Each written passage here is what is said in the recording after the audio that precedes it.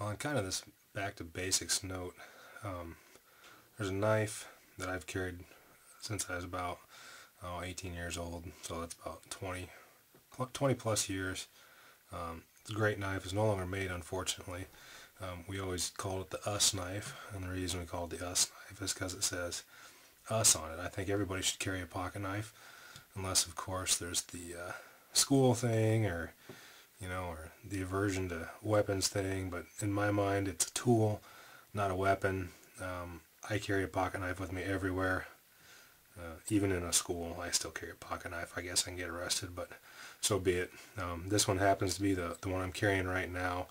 They're stainless steel, which is the only thing I really don't like about them. I do like a carbon steel knife. The older ones, like this one here, which is very old. This one actually says U.S. Marine Corps on it.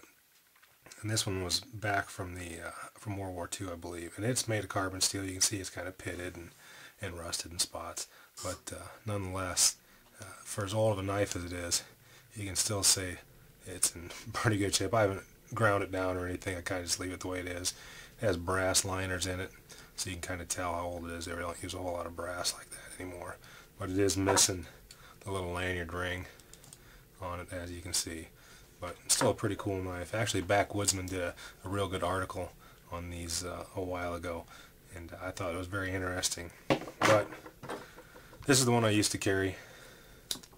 As you can see, blade's pretty, oops, wrong one. My bad. That's the one I used to carry. You see the difference between the blades.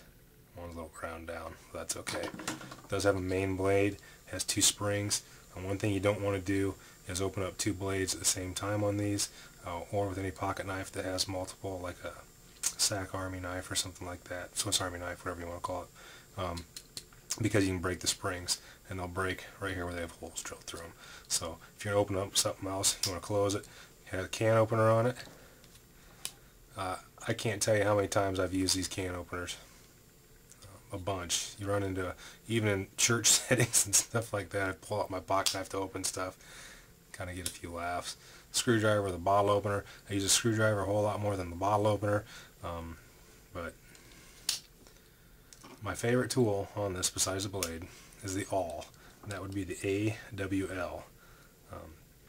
It has a certain angle ground on it, and it's kind of hard to see, but it's almost like a 45-degree angle ground on it.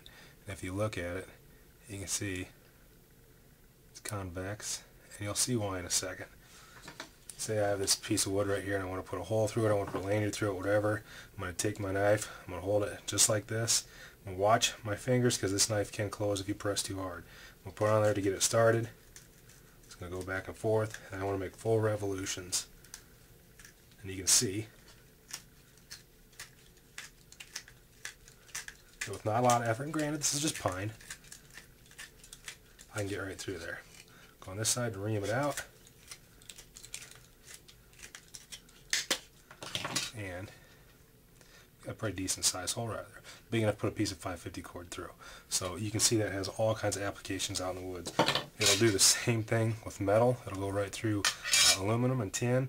I've used it for all kinds of stuff like that. Also, another application, if you've seen a couple of my other videos, is for a metal match. If I want to use it, I like using this awl to strike for my metal match, because that way it doesn't have the connotations of screwing up your blade as bad. So I put a little bit of cotton ball right there just so you can see it. I'll put it on there, and you can see you can carve a great big chunk of it off. It's in my house, better put this out.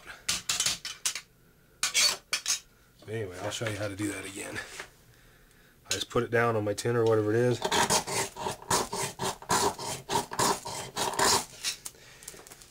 And you can see how long those sparks will last. That's what will get your harder to light tinder going, especially with a big metal match like this. You can also, it's really easy to make a sheath for them.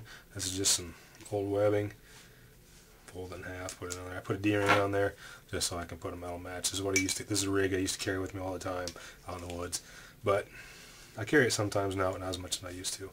Anyway, the US knife, or the Camellus US knife, is one of the better little pocket knives you can get a hold of. Like I said, they quit making them anymore. They're getting kind of hard to get a hold of, but they used to be about $12. Anymore, they're running the 20 to 30 range, just depending on what it is. So if you can find one good for you, if not, you can always use a Swiss Army knife.